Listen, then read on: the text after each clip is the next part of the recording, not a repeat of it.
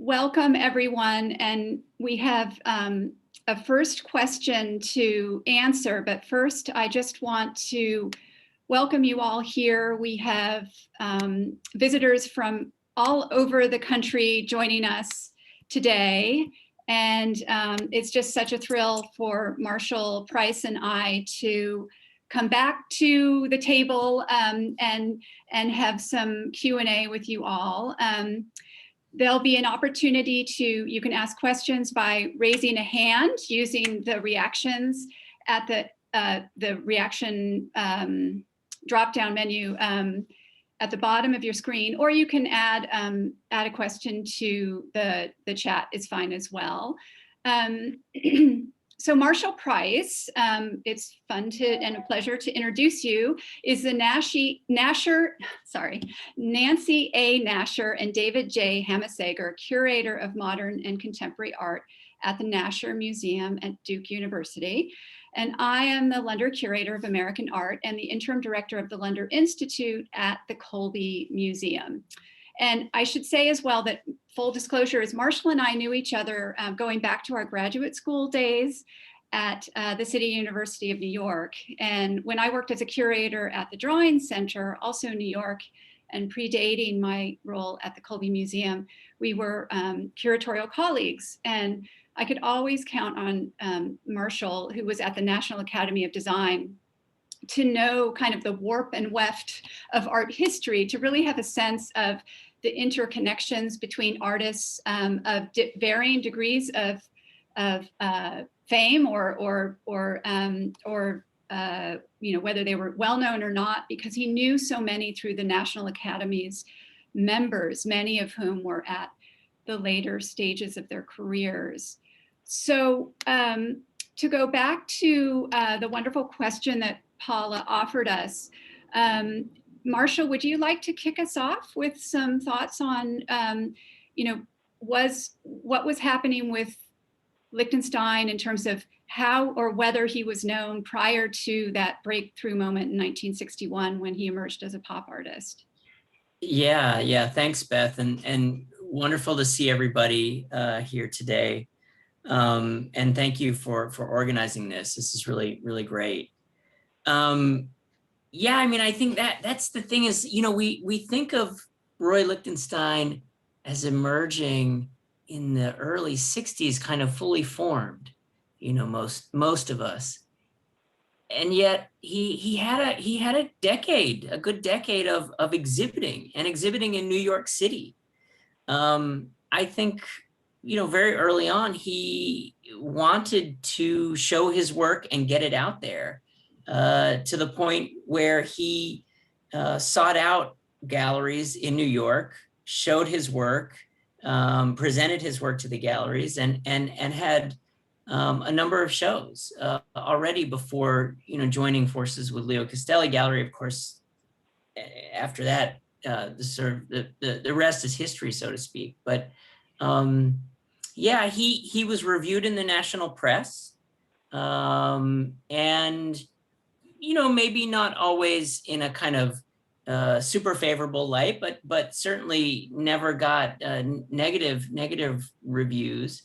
And so, yes, he had already been around the block a few times by the time he joined the Castelli Gallery. Right, and he did have that one bad review that he received, whereas his very childlike that particular, I'm forgetting the name of the critic now, but there was a little bit of back and forth between Lichtenstein and that critic, Ohio-based critic, as I recall. Right, yeah. That was the one.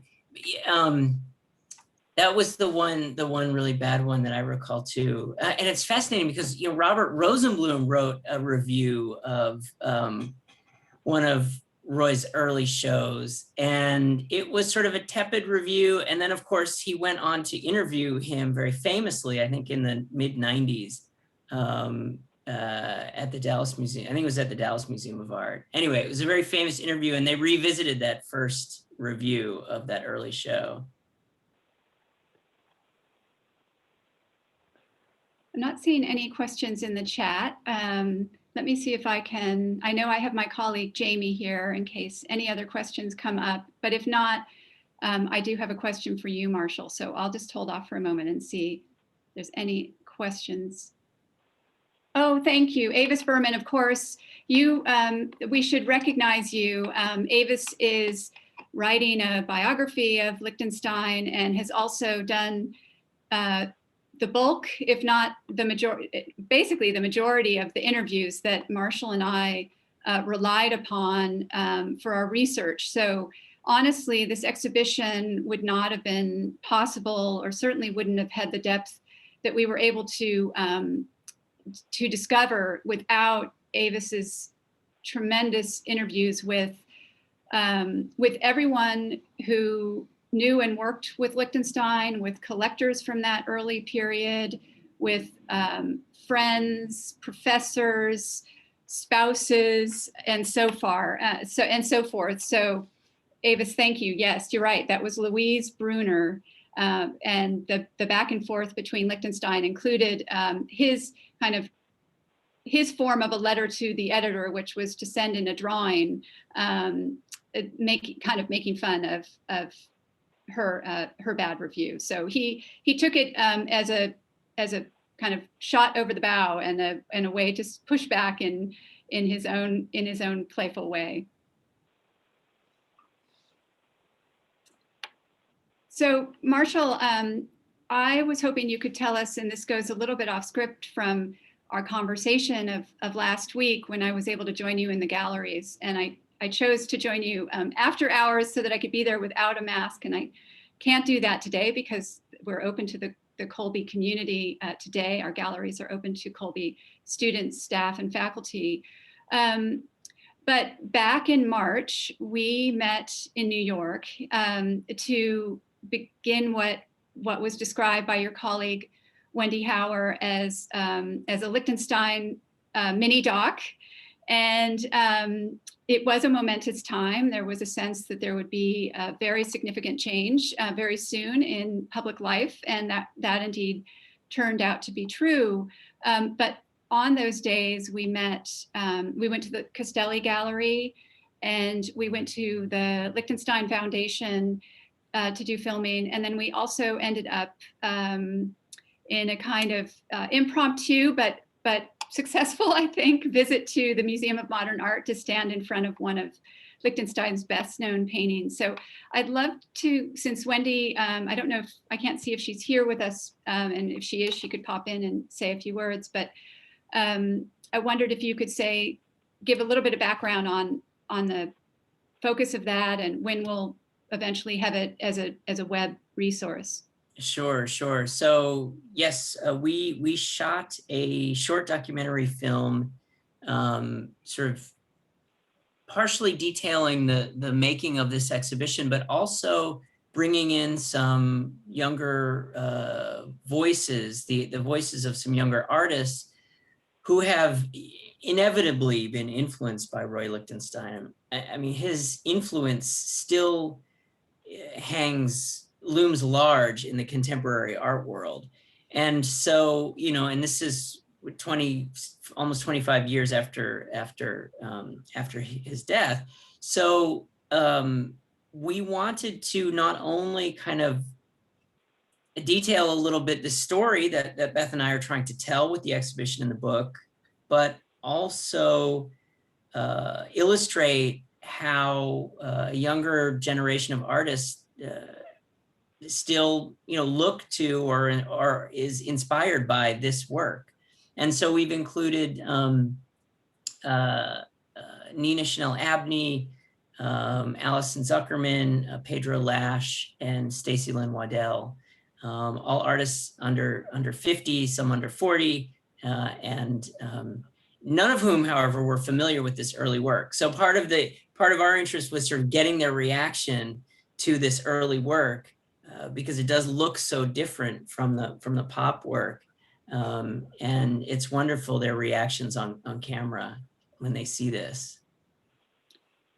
Yeah, I appreciated how they all eventually came around to, this isn't the Lichtenstein I know, and then speaking about the value of embracing, understanding, returning to your early work as your creative life, as your artistic career progresses. That was one of the insights that I thought was really important to that project. So Colby was thrilled to be part of that, what was really a Nasher and Duke initiative.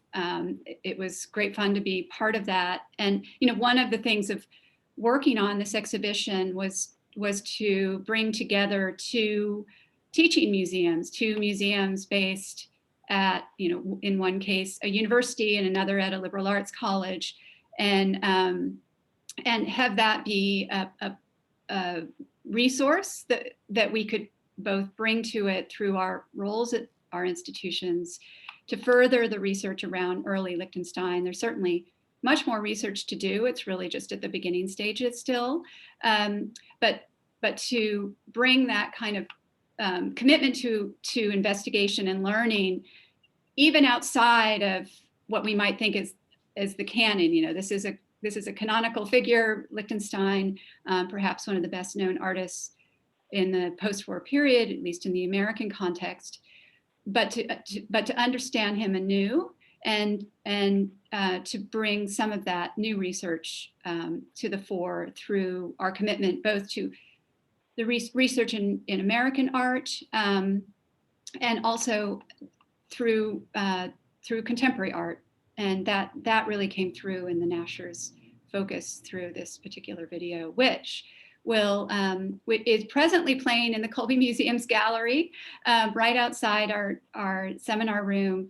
And as soon as we finish up some of the licensing things around music, it will be on both of our websites, and we'll be sending out alerts when it's available, and you can see it. It's about 12 minutes long, I think. Yeah, between 11 and 12 minutes. Mm-hmm. So, I have a question. Okay. So I've enjoyed hearing, particularly you, Beth, because I'm closer to you, but also Marshall in the pre-recorded conversation that you both did, talk about the moment of serendipity that you each sort of had first seeing some of these early works. And so I'd love to hear any reflections or anecdotes from the time that you were putting together this exhibition as you got to encounter more and more of these early works. If there were kind of further moments of serendipity or surprise, or things that were particular delights as you pulled together this collection of works. Marshall, you want to take that away? Sure. Thank you, Jamie. Yeah, it's, I would say, well, a couple things I would say in response to that. One is, in the pre-recorded conversation that Beth and I did, I recounted how I first came across this work when I went to the exhibition, Roy Lichtenstein, American Indian Encounters, at the Montclair Art Museum in New Jersey. And being just kind of blown away by this body of work that I had never seen before. It looked completely different from the Roy Lichtenstein I thought I know. What I didn't mention in the conversation is I also remember a very youthful, I think 94-year-old Will Barnett at the time, speaking with him at the opening in Montclair, and him telling me a little bit about Indian space painting and some of the artists that he worked with around the time that those early works by Lichtenstein were made. But I would say, one of the most surprising and sort of enjoyable things that I've experienced in working on this is meeting the people who own some of these works. They're located. I mean, some of the works are in public collections, sure. Many of the works are still held by the foundation. But Beth and I also visited many of these works that are held in private hands, and not in the hands of sort of collectors, as we sort of know them, but families who have inherited these works because their parents were friends with Roy Lichtenstein back in the early 1950s. And so, hearing some of the anecdotes from the families who own the works has just been wonderful. It's the stories. The stories are some of the most interesting aspects of the whole project. I agree. And those stories that we heard, in the living rooms, the homes of these collectors or individuals who have inherited works from friends who received them as gifts from Lichtenstein during those years. Those were also, many of those stories also came through Avis Berman, Avis, through your interviews as well. So that reverberated through also what we were reading and access to those interviews. I think I went through, and it still seems to be happening in that always when you have an exhibition on site, you want to like do all the research over again and redo the book and because you're learning so much just having the works there and absorbing them over the span of the exhibition. And I'm certain that will continue as the exhibition travels in its next venues. But starting from the Colby painting, Cowboy Red, then to realize that there were all these other series and the way that those series were interconnected, and to discover that there were quite large series and then ones that are quite small.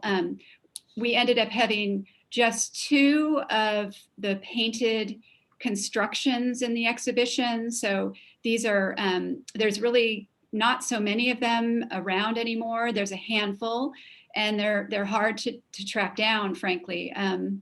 But they're paintings that are also sculptures. So they're constructions, they're assembled objects that hang on the wall. And those were exciting to find, and then to see them in connection to some of the paintings that are that appear quite abstract, but are actually, if you look at the titles of them, are related to specific objects and specifically machine parts. And in one case, a motion picture projector, things that he was looking at to think about abstraction. And I think, Marshall, as you pointed out when we had our conversation, those are very much related to what is known as Lichtenstein's best known period. I think the one that really launched him and landed him on the cover of Life magazine and so forth by the 60s. And so, Paula, to answer your question, I think that's that moment, those early 60s, the fighter pilot paintings, the paintings influenced by comic strips and common everyday household objects. Those are the paintings that really brought Lichtenstein to fame. But then he went on really as a master of the technique that he pioneered at that time to develop this incredibly consistent style and ways of kind of moving in and out of series of works. So there's aspects of the early work that reference, say, interior design, interiors, the domestic realm, that he continued to play out over the course of his career. That's just one example, but how he made paintings about, sometimes looking at art history, looking at printed matter that was an inspiration to him. All of that made for an incredibly consistent career that just wasn't fully understood because the early period was somehow considered at some level separate from the pop artist he became. Yeah, I would just add that's great, Beth. I mean, you're absolutely right. And I would just sort of add to that, all along we knew that this early work was foundational for the pop work, but I don't think we realized the extent to which the pop work was so indebted to this early period, until we got sort of deep into the project. And as Beth mentioned, I mean, we're still discovering things about this period in his career that are, revealing new things to us.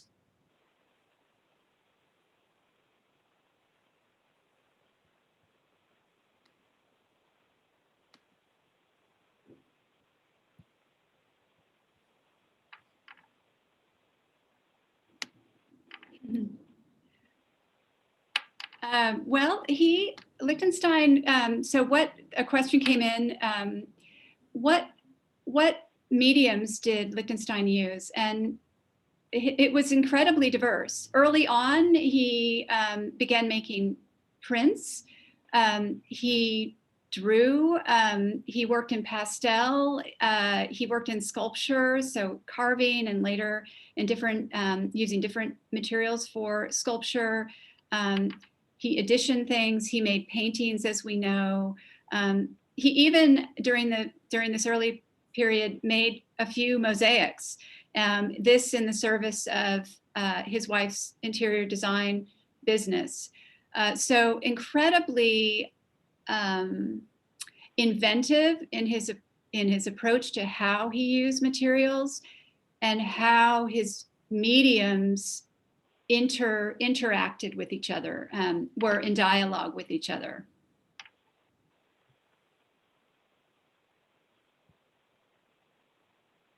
Did you have more you might want to add there, Marshall? No, I think, is there a question? Yeah, I have a question. 1951 seemed to be really important. I think that's when he moved from Columbus to Cleveland. And, everybody thinks like New York City and everything, but Cleveland must have been really important too, because he really is prolific. There's the Cowboys and the Statesmen and the Knights and all these crazy abstract sculptures that he did. So was that something new that he was exposed to in Cleveland, or who was he like hanging out with then to get inspiration? That's a great question. Marshall, do you want to start us off, and I can? Sure. I mean, I think there are a number of reasons for the work that he created when he was in Cleveland. And I mean, I guess we should just back up and say, first of all, I don't think that Roy wanted to leave Columbus. He did not receive tenure from Ohio State University, and ultimately then left soon after. And, imagine how history could have been different if he had received tenure from the university. But he had to work a series of odd jobs in Cleveland. And I think some of them informed some of the work that he made at the time. One of the jobs he had was painting the dials, the mechanical dial, the faces of mechanical dials. And I think those probably had a great influence in the creation of a group of sort of schematic paintings that Beth alluded to earlier. And also, in the mid 1950s, and popular culture plays into it as well. In the mid 1950s, it was the sort of golden era of Western films, and that undoubtedly had a huge influence in terms of some of the subject matter that he was portraying in some of the paintings. Right, and then the context of Columbus and then Cleveland after he moved to Cleveland, I think was important. He didn't always respond to it in step with the times. In fact, he tended to prefer to sort of play with a historicizing style, or to look at, one of the things we were fascinated is how he was looking at American history painting, specifically 19th century, primarily 19th century American history painting, with an eye to it as seeing it in terms of a kind of mythic or popular history. And so, you know, thinking about how an American narrative could be a source of satire. And he, you know, he had a witty, satirical eye from a very early point. So the earliest work in the exhibition is from 1940, and as Marshall knows, it's one of my most favorite. So it represents Paul Bunyan, and apparently it was a gift from, or perhaps a payment of a debt to Lichtenstein's college roommate at the time. And apparently he told him to hold on to it, that it would be worth something one day. That's one story that we heard from its current owner, the daughter of that college roommate. But it shows a very winsome, sort of dapper young Bunyan, not the Bunyan maybe we're most familiar with, almost as if it's Lichtenstein himself. It appears like a self-portrait, or at least a portrait of a young man in a very verdant landscape. So the ways that, you know, one of the things that fascinated us in this project is, you know, what happens when you take a native-born New Yorker, born and raised in 1923, certainly experiencing and interested in music and art as he grew up, going, you know, a real museum goer, probably went to, we know he went to New York's Museum of Natural History, but then moving west in 1940 to attend school at OSU is a little bit, you know, it's kind of going against the grain. And I think that's a good way to think about Lichtenstein's career in general, that he was always trying to figure out how can I make a contribution that is new by bringing kind of a satirical or a sort of counterintuitive approach to that. So one of the things that's also fascinating is how he thought about his education. He often spoke of this one, there were many teachers at OSU who were important to him, or several who were, but one in particular was Hoyt Sherman. And he admired how Hoyt Sherman helped him to see things in this totality by teaching this way of drawing, where you draw in darkness, and then I'm sorry, that you see something briefly and then you draw in darkness. So creating this kind of what we might think of as a gestalt for a vision of a composition. So all of these things, you know, national influences, being a New Yorker in the Midwest, the post-war era, and responding to his life, his existence as a veteran. He served in World War II. All of that kind of brought about what you see in this, as you point out, this very important moment in 1951, when he really began to kind of get his grounding, his satirical grounding, or his grounding in a satirical approach to popular content, which would then guide his career moving forward.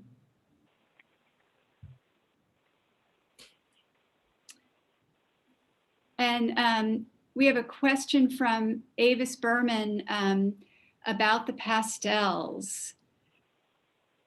Yes, and I'm sorry, this may be a little arcane, but you two are the only ones who have thought about this period so much that I'm, you know, grabbing the opportunity to ask you. It may be, my question may be directed a little bit more toward Beth, but Marshall, you're not off the hook. Which is, I love the pastels, and they were all, they were done, I would say almost all of them were done in 1948. I mean, he did about 40 works in 1948, and 20 of them, I think, are pastels. And I just wondered if, and then he just about never worked with the medium again. So maybe he tried it to see what it was about because he was still a graduate student.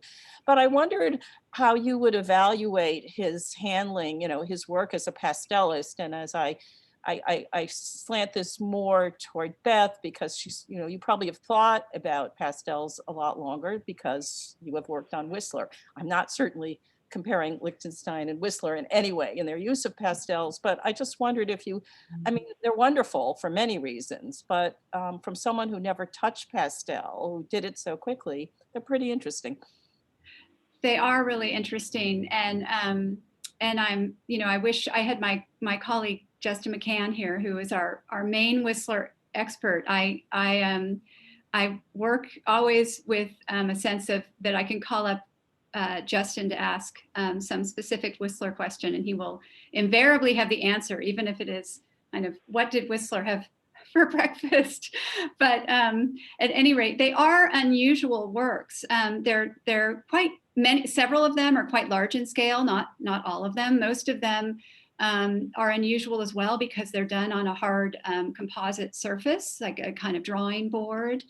They're done all over, they're an all over surface, a complete cover of the surface, and they're quite composed, I guess I would say. They have that sense of a segmented approach to composition, which we see later in how Lichtenstein painted with the Ben-Day dot, and using this one form over and over to construct an image.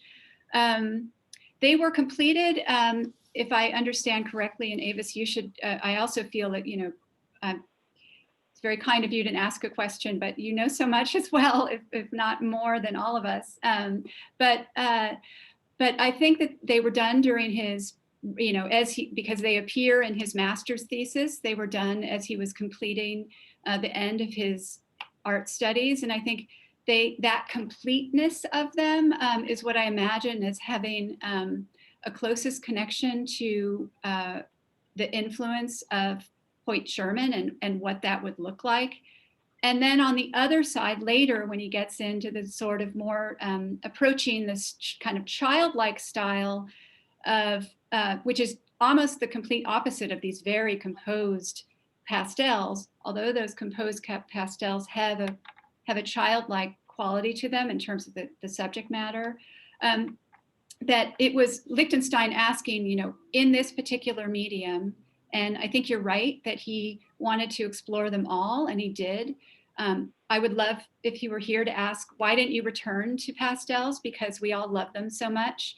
At Colby, we have one whole wall of those pastels, and it's just, that was one of the first things we hung when the couriers were on site, and it was just so exciting to have them on view in that way all together again. So I think he was thinking about what a complete composition would look like and how that medium could serve it. I love as well that they represent the full range of the palette he could work with. We think of Lichtenstein as black, white, and the primaries in terms of his pop and later works. But the pastels really sort of established that, at least the early palette that he would then explore, and that some of those, what I kept wanting, and one of the things I would love to know more about is that those kind of, what I might call like complex colors that he used that we might think of as kind of 50s colors. The editor we worked with wouldn't quite, I had that in my essay and I wasn't quite able to nail down how to talk about it. And that's one thing I'd like to understand better is, what was the push and pull of color? And I think those works are the key to that, but there's still much more to understand. Thank you very much. Marshall, did there something else you wanted to add there? No, I mean, that was great, Beth. I mean, I agree with everything you said, and the notion of color is sort of like a period palette is really interesting as well, too, when we remember that, his wife was working as a designer. And so, I imagine talk of color probably happened, you know, at the dinner table in that household. Yeah, no, I think that's right. And I mean, for me, the content of the pastels is so interesting too, because even, you know, right, really out of the gate, some of the themes that we know and know so well, you know, in the later work is showing up. It's popping up already in 1948.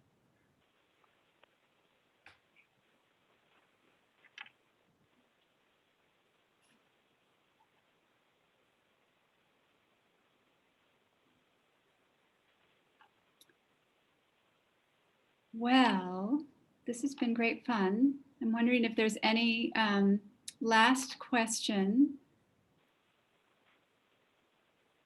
Is there any way that we could do a virtual tour of the exhibition?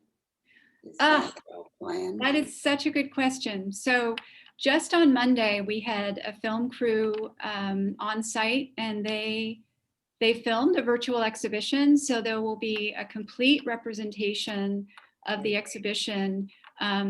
We did it in a kind of slow pan style. So but there's lots of close-ups. So the whole of the exhibition will be documented in that way. In addition, we have the Nasher video we mentioned that will be issued soon, and another kind of what we're calling the video trailer that will be, so that will be offered. So all of that, I think that we have a first edit already on the videography that was done on Monday. So that will be available soon. I don't know the exact date. My colleague Jamie is here, so she may be able to tell us, but yeah, that's we did receive a version of that just yesterday, and it's just going to be pending our internal reviews and some edits. I should be dropping the trailer, which was very exciting to work on, later today. Actually, we finally got the finished version of that to share, and I'll encourage everybody to go and look at the what we're calling the virtual exhibition. It's sort of the explore area. So if you go to the exhibition section on our website, that's colby.edu/museum/exhibition, and click on the Roy Lichtenstein exhibition and scroll down that page a little ways, read all of the content that Beth read, which is wonderful. But there's an area that says explore the exhibition. And if you click on that, you'll find an area where you can look at some of the pieces in the show, and also some of the didactics that were written, and deeper information on a selection of the works. It's not the full exhibition. Oh, thank you, Beth, for putting that in the chat. yeah, so I dropped a link in the chat, and we are updating that regularly with additional content. And thank you to Marshall that this was really a collaborative project from start to finish. It was thrilling to work with another academic museum, and that content that you find on our website was also a collaborative, intellectual and creative pursuit for us. So very much a Colby Nasher production that we're sharing in this way. You know, museums are finding ways to respond to the pandemic by offering these virtual assets and resources. And I think, you know, this is such a difficult time, but it's also been a way for us to learn how we can serve our audiences in new ways. And I think, you know, on the other side of the pandemic, there'll be aspects of this work that we will continue to offer. And it, you know, for a place called Waterville, and I think we're still in February, just barely. This isn't a time when we have our biggest crowds through the museum. So the silver lining, and there's always been a few of those, is that we can connect with all of you in these ways, that we can connect as co-organizers and collaborators through this work, and in the end have these assets that will remain as part of the project going forward. we're excited as well that the exhibition will have a public Say something. viewing. We're hoping, the parish, which opens at the end of August, I believe, that the Parish Art Museum in Watermill, New York, that will be fully open to the public, perhaps, still using social distancing, but that it will have that moment and then can proceed for the remainder of its tour after the parish to Columbus and finally to the Nasher. And I'll just add to that the catalog is available, and you may have noticed it is strategically placed behind me on my bookshelf. But that is available as well. So please seek that out if you can. Who were some of the other pop artists that were working at the same time as Lichtenstein? Do you want to? That's a good question. They were all working at that time. Both in England and America, I always think of one of the sort of progenitors of pop art as Edoardo Palazzi, who was working in London in the late 1940s, doing collage work that looks very pop. Of course, Warhol, was working in the 1950s, and we know his drawings fairly well at this point. They've been the subject of exhibitions and included in exhibitions. But yeah, and pop. One of the things hopefully that will come out of this show is that pop's roots run very deep, and a lot of the work was simultaneous to, at least the sort of early work was simultaneous to what was happening in the New York school. Beth, do you have anything to add to that? I think it's been a time. There was also a few years ago, it was originated in Australia, I believe, and then went to the Warhol Museum. There was an exhibition of early Warhol a few years ago. So I think, I think there's been enough time has passed, enough time has passed that this period can be understood, and the roots of pop can begin to be understood better. There have been other projects that one in particular was organized by the Whitney, I believe in the early 90s, called Hand Painted Pop, was very important to beginning to write this history. So that's been being able to contribute to that and see not just the figures we know best, but some of the other figures that are emerging through this kind of research is exciting and important, I think. Great. Yeah. Well, thank you all. It's been such a pleasure to have this time with you and to see new faces and faces from the Colby family, and so to be continued. We really look forward to it's been a wonderful journey to develop this exhibition, and now that it's officially beginning to be shared virtually and in person with the Colby community and its classes, we're just grateful and thrilled to be here with you. So thank you for joining us. Thank you. Thank you. Thank Take you. care, Thanks, everyone. Beth. Bye-bye. Thank you, Beth. Thank you.